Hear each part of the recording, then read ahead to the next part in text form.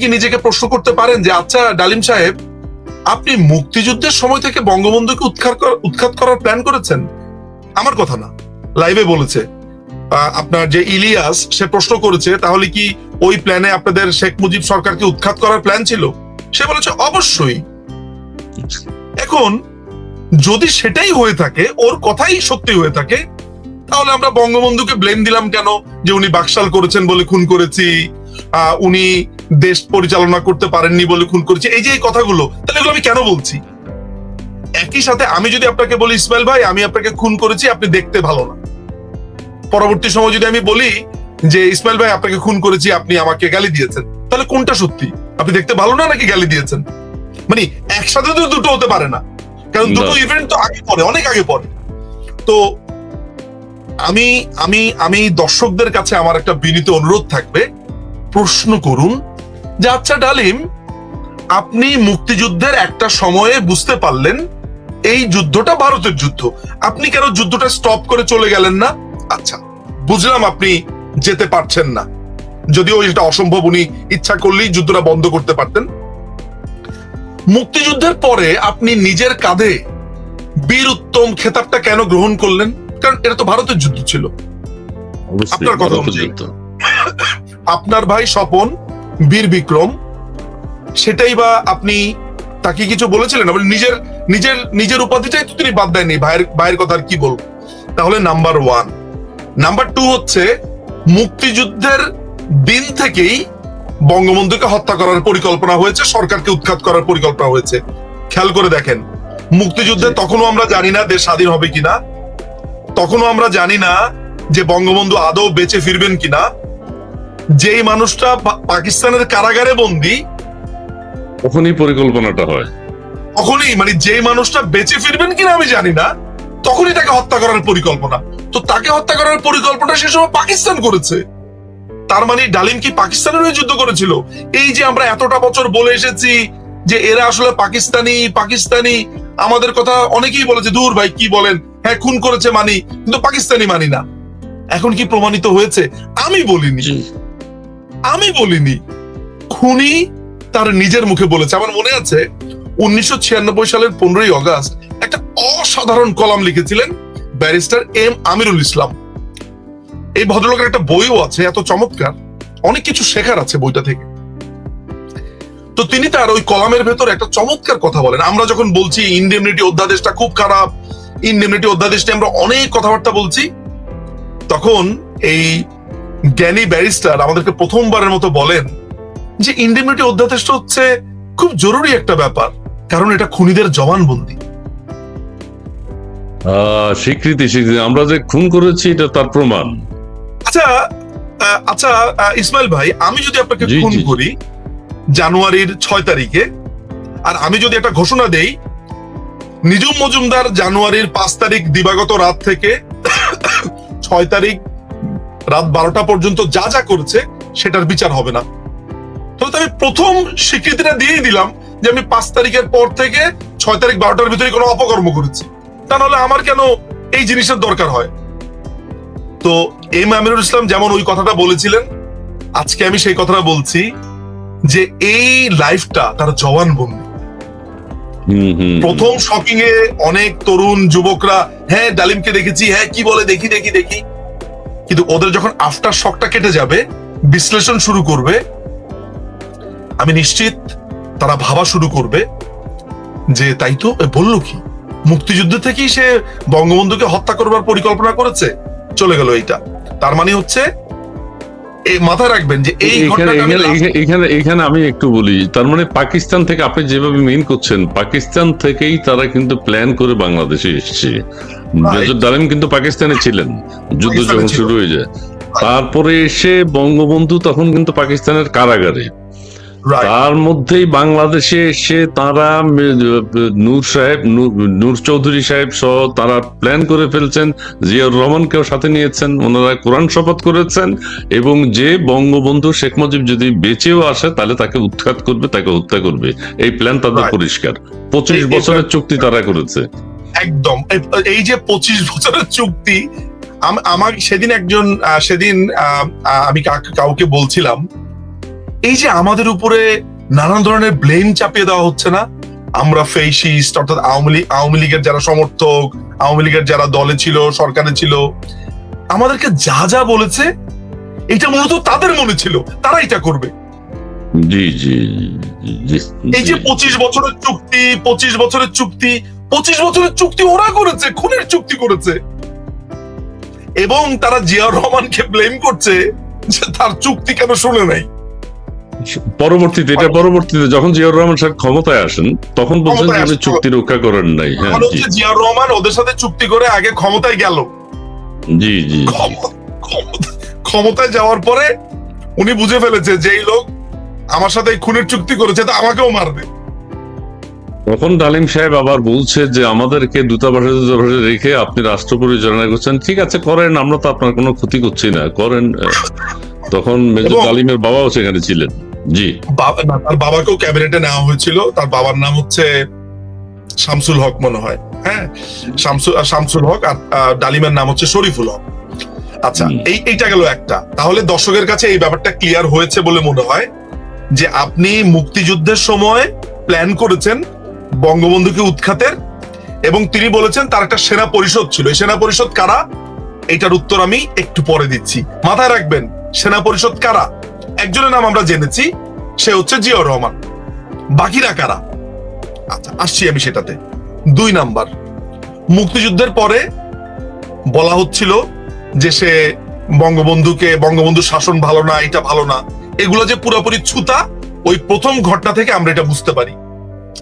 এবার আমি একটু জাম্প করে আরেকটা ঘটনাতে চলে যাব। সেটা হচ্ছে একটা দীর্ঘ সময় ধরে আমরা শুনে এসেছি, আমাদেরকে শোনানো হয়েছে, আমাদেরকে বলা হয়েছে। আমি আপনাকে আমার জীবনের একটা গল্প বলতে পারি, আপনার ভাল লাগবে। নীলক্ষেতে অনেকেই চিনবে যারা এখন বাংলাদেশে আছে। নীলক্ষেতের একটা কোনাতে রয়্যাল তেহারি বলে একটা জায়গা আছে। রয়্যাল তেহারি থেকে পার হয়ে একটা জায়গাতে জিলাপি বিক্রি করে, এক কোনার মধ্যে। এই কোনার একটা দোকানে আমি বসে বসে চা খাচ্ছি, রাজনৈতিক আলাপ করছি আমার আরেক পরিচিতের সাথে। তো সেখানে রাজনৈতিক আলাপ শুনে এক ভদ্রলোক, তাকে দেখে ধরেন মানে বেশভূষাতে তাকে বলে হচ্ছে ধরেন একটু গরিব প্রকৃতির বা অর্থনৈতিক সমস্যার মধ্যে আছে এই ধরনের একজন মানুষ, একটু প্যান্ট ট্যান্ট ছেঁড়া, অত ভালো জামা কাপড় না, হয়তো আমার ভুল হতে পারে, বাট ইনিশিয়ালি আমার তাই মনে হয়েছে। সেই ভদ্রলোক আমার দিকে তাকিয়ে বলল, হ্যাঁ আপনি এত বড় বড় কথা বলেন, আপনি আওয়ামী লীগের দোষ খুঁজে পান না কেন? ডালিমের বউরে কি উঠা নিয়ে যায় নাই? আমি লোকটার দিকে তাকালাম। এতক্ষণ যে লোকটাকে আমি ভাবছিলাম জীর্ণ শীর্ণ, আমার হঠাৎ করে ধারণা পাল্টে গেল যে আরে এই পর্যন্ত জানে, অর্থাৎ এই খোঁজগুলো রাখে। আমি তাকে বললাম যে ভাই আপনি কিভাবে এটা জেনেছেন? বলে হক গলে জানে।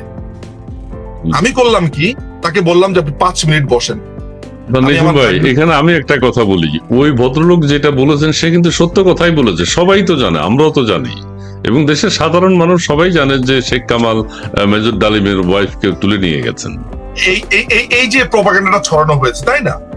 আমি করলাম কি, ওই নীলক্ষেতের 11 নম্বর গলিতে, অর্থাৎ ওই চায়ের দোকানে ঠিক একটু পেছনে, একটু ধরেন 5 মিনিট লাগে, আমি চলে গেলাম হচ্ছে কল্লোল বুক শপে। কল্লোল বুক শপে এখানে আমার এক ভাতিজা সম্পর্কিত, ওকে আমি বললাম আনাস আমাকে একটা বই দাও, এই ডালিমের বইটা দাও।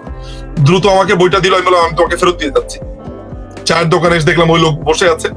ওই লোককে আমি বই খুলে পড়ে শোনালাম। তো বলে যে হ্যাঁ তো কি হইলো? আমি বললাম যে কি হইলো মানে এই কাহিনীর ভেতরে শেখ কামাল কোথায়?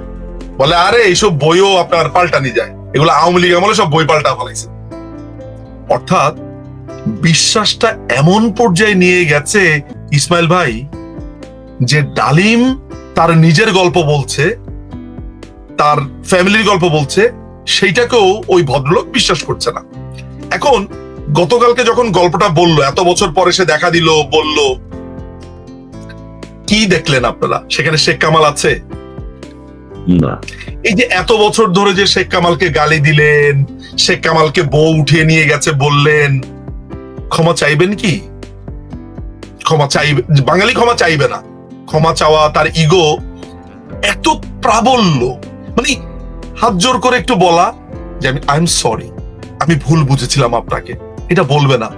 দেখবেন এইখানেও একটা কাহিনী বের করবে, হ্যাঁ গাজী গোলাম মোস্তফার বন্ধু হচ্ছে শেখ আচ্ছা, কামাল। এইখানের কাহিনীটা হচ্ছে মেজর ডালিম হয়তো সেই কথাটা শেখ কামালের কথা নাকি কালকে উদ্ধৃতি করতে তিনি ভুলে গেছেন, এবং তার এটা নিয়ে নাকি আরেকটা টক শো হতে পারে পরবর্তীতে আরেকটা করুন, কারণ শেখ কামালের কথাটা বলা হয়নি। সেইটা যদি ভুলেও যায়, এই বইটা তো রয়ে গেছে চিহ্ন হিসেবে। আচ্ছা, তার এই যে এই বইটা, যা দেখেছি, যা করেছি, যা বুঝেছি, এই বইটা তো রয়ে গেছে তার স্মৃতি চিহ্ন হিসেবে। এর বাইরে যাবে কি করে? লিখে ফেলেছে, প্রকাশিত হয়েছে। সো আলটিমেটলি যেটা ব্যাপার হলো, তাহলে আমাদের সেকেন্ড যে জায়গাতে আমরা গেলাম, প্রথম জায়গাতে গেলাম যে সেনাবাহিনীতে থাকা অবস্থাতেই একটা বিপ্লবী দল বানিয়েছে যেটা সেনাবাহিনীর আইনের সম্পূর্ণ বিরোধী। তার মানে প্রিয় দর্শক এবং ইসমাইল ভাই, এই যে আমাদেরকে এতদিন ছেলে ভুলানো গল্প বলা হলো যে বাকশালের কারণে খুন করেছি, রক্ষী বাহিনীর কারণে খুন করেছি, শেখ মুজিব খুবই খারাপ শাসক ছিল, ফ্যাসিস্ট ছিল, এক না এক ছিল, এই যে মিথ্যাচার করেছি, সব মিথ্যে। খুন করার পরিকল্পনা আপনি করেছেন মুক্তিযুদ্ধের সময়, আমি বলিনি, ওই সাক্ষাৎকার বলতে। আচ্ছা নিঝুম ভাই, আমি একটু কথা বলি এখান থেকে, আমাদের দর্শকদের একটু কথা বলিনি। আমাদের দর্শক অনেক ফোন, অনেক কমেন্টস করছে, কিন্তু তিনি লিখেছেন নিঝুম ভাই উত্তর দিন, বাংলাদেশ সেনাবাহিনীর উপর নাকি নিষেধাজ্ঞা আসতে পারে, এটা কি সত্যি? বিভিন্ন রাজনৈতিক মামলায় সারা দেশে অজ্ঞাত 69 লক্ষ প্লাস আসামি, এই মামলার অজ্ঞাত আসামি আছে, যাকে যাকে ইচ্ছা তাকেই মামলার আসামি করছে। আচ্ছা, আমাদের অসংখ্য দর্শক, জি এটা বলে রাখি যে আমি নাম বলবো না, বেশ কিছু মানবাধিকার অর্গানাইজেশন আমার কাছে জানতে চেয়েছে, তাদের সাথে যোগাযোগ হয়েছে, তার একটা অথেন্টিসিটির জন্য আমার সাথে অনেকের কথা হয়েছে। সেনাবাহিনীর বেশ কিছু অফিসারের উপরে, বেশ কিছু অফিসারের যে ভিডিও, বেশ কিছু, পুরো সেনাবাহিনীর উপরে হয়তোবা না, সেনাবাহিনীর প্রায় গোটা 25 অফিসারের অপরাধের চিত্র, তাদের গণহত্যা, তারপর একটা হিন্দু ছেলেকে ধরে যে পেটালো, ইসকনের সদস্যদেরকে পেটালো, সাধারণ মানুষকে পেটালো, খুন করলো, এগুলোর নানান ধরনের এভিডেন্স বাংলাদেশের দেশপ্রেমিক জনতা, ইউনাইটেড নেশনস থেকে শুরু করে মার্কিন বিভিন্ন জায়গাতে বা পৃথিবীর বিভিন্ন জায়গাতে দিয়েছে। একটা ভালো সম্ভাবনা আছে এই জানুয়ারির পর একটা স্যাংশন আসার, কবে আসবে আমি জানি না, বাট একটা সম্ভাবনা আছে, সে প্রসঙ্গে আমরা যাচ্ছি। এখন মজার ব্যাপার হলো, এখানে তার ওয়াইফকে উঠিয়ে নিয়ে যাওয়ার গল্পটা তো আপনারা শুনেছেন, তাই না? আচ্ছা, আমি একটু সামারাইজ করে দিই প্রিয় দর্শক, আমাদের সাথে যারা যুক্ত হয়েছেন দেশ এবং দেশের বাইরে, অসংখ্য মানুষ আমাদেরকে কমেন্টস করছেন, অনেকেই যুক্ত হয়েছেন, আপনারা লাইভটি একটু শেয়ার করে দিবেন। আমাদের অনুষ্ঠানের নাম ডায়ালগ ফর ডেমোক্রেসি, চ্যানেল 16। আর যে কথাটি আমরা বলতে চাই, নিঝুম ভাই যেটি বলেছেন যে হ্যাঁ, একটা উনি ওই সেনা পরিষদ যে গঠন করেছেন সেটি অবৈধ ছিল, 71 সালেই তারা বঙ্গবন্ধুকে হত্যার প্ল্যান করে ফেলেছে। তারপরে হচ্ছে যেটি শেখ কামালের কথা যেটি বলা হয়েছে বারবার, সারা পৃথিবী বাংলা ভাষাভাষী মানুষ আমরা যেটা জানতাম, শেখ কামাল এত নিকৃষ্ট কাজ করেছে, মেজর ডালিমের ওয়াইফকে তুলে নিয়ে গেছে, সেই জন্য সে ক্ষুব্ধ, সেই পরিবারটাকেই ধ্বংস করে দিল। আসলে মেজর ডালিম নিজেই, সাক্ষাৎকার আপনারা যারা দেখেছেন, নিজেই মুখ দিয়ে উচ্চারণ করে নাই যে শেখ কামাল এখানে কোনোভাবে জড়িত ছিল, কাজে একটা মিথ্যা প্রোপাগান্ডা ছিল। Next please. ইসমাইল ভাই, আমি যদি আপনাকে এই মুহূর্তে, ধরা যাক আমরা একই রুমে বসে পডকাস্টিং করছি, সাক্ষাৎকার আমরা দিচ্ছি, আমি যদি একটি পিস্তল দিয়ে আপনাকে খুন করি বা আপনাকে আঘাত করি, সেটা সারা পৃথিবীর অনেক মানুষ লাইভ দেখলো না? সবার সামনে ব্যাপারটা কি? আমি আপনাকে খুন করেছি বা আমি আপনাকে আঘাত করেছি, তাই না? জি জি। আপনি ধরেন কানাডাতে আছেন, কানাডার পুলিশ আমাকে গ্রেফতার করলো, এটা তো একটা open and shut case Ismail ভাই, এটার জন্য বিচারের কি দরকার? সবাই দেখেছে আমি মেরেছি, শেষ, বিচার শেষ। কিন্তু তারপরে কি আমার বিচার হবে? হবে কিনা, মানে আমার আত্মপক্ষ সমর্থন করতে দেওয়া হবে, আমি কোনো আন্ডার ডিউরেস ছিলাম কিনা, আমি কোনো ইনটক্সিকেটেড ছিলাম কিনা, আমার কোনো মেন্টাল হেলথের প্রবলেম আছে কিনা, তার মানে হচ্ছে একটা সুযোগ দেবে, তার মানে হচ্ছে যে আমার বক্তব্যটা আপনি শুনবেন, অথচ অবশ্যই, তাই না? আচ্ছা, এই ডালিমের ওয়াইফকে উঠা নেওয়ার ঘটনাটা আপনি আসলে কোথায় দেখেছেন বা শুনেছেন আপনার এই জীবদ্দশাতে? মানুষ বলেছে, আমি মুখে মুখে শুনেছি, আমি পড়িনি কোথাও। আমি নিশ্চিত খুব কম মানুষ ডালিমের বইটা পড়ে জেনেছে বা এটা শুনেছে মানুষ, তাই না? জি জি আজ জি পর্যন্ত গাজী গোলাম মোস্তফার ফ্যামিলির কোনো ভাষ্য কি শুনেছেন? না, এটা জানতাম না। গাজী গোলাম মোস্তফার শেখ কামালের কথাই জানতাম, গাজী গোলাম মোস্তফা কিভাবে ঢুকলো এই ক্যারেক্টার সেটা তো কালকে শুনলাম। এটা একটু চমৎকার বলেছেন। আসলে আসলে এরপরে তার কিছু বলার থাকে না আপনাকে। হ্যাঁ, শুনেছি তো শেখ কামালের কথা, গাজী গোলাম মোস্তফা আসলো কোত্থেকে, প্রশ্নই তো কমন পড়ে নেই। আচ্ছা, না, না, এখন না, এখন ব্যাপারটা হচ্ছে ইসমাইল ভাই, আমরা কিন্তু কেউ হ্যাঁ। গাজী গোলাম মোস্তফার বক্তব্যটা শুনিনি। না, ঘটনাটা হলো যে একটা ছোট ক্লাস 5 আর 6 পড়ুয়া একটা বাচ্চা বাপ্পি নামে এক লোকের চুল টান দিয়েছে। তাদের কথা হচ্ছে কেন, বাপ্পির বিবরণটা আপনাকে আমি দিয়ে নেই। এই বিবরণটা আমাকে দিয়েছে গাফফার চাচা, আব্দুল গাফফার চৌধুরী। গাফফার ও ছিল হিপ্পি সমাজের একজন প্রতিনিধি, মানে কানাডাতে সে ছিল, সে হিপ্পি হয়ে গিয়েছিল। অর্থাৎ ওই যে বব মার্লির যে টাইপের চুলটুল ছিল না, জট পরা, হুম হুম, তারপরে যে ব্যাগি জিন্স, ও ওই টাইপের একটা বেশভূষা নিয়ে বিয়ের বাড়িতে এসেছে। তো বাংলাদেশে তো যদি বব মার্লিকে দেখে আর কেউ যদি বব মার্লিকে না চিনে, তারা তো মনে করবে পাগল। মানে এরকম চুলের জট পরা, হ্যাঁ, তারপর মাথার মধ্যে অনেক বড় একটা হ্যাট পরা, জ্যামাইকান হ্যাট, এগুলো দেখলে মানুষ কি মনে করবে? মানে বাংলাদেশের পার্সপেক্টিভে একটু অদ্ভুত কিমাকার ভাববে না? অবশ্যই অবশ্যই। ক্লাস 5 আর 6 এর একটা বাচ্চা তার চুল ধরে টান দিয়েছে, অন্যায় করেছে। একটা 5-6 এর বাচ্চা কি পারে বলেন তো ভাই? করেছে করেছে বাপ্পি ঘুরে ছেলেটাকে একটা চর মেরেছে। আমরা কি সেই চরের কথা একবারও বলেছি?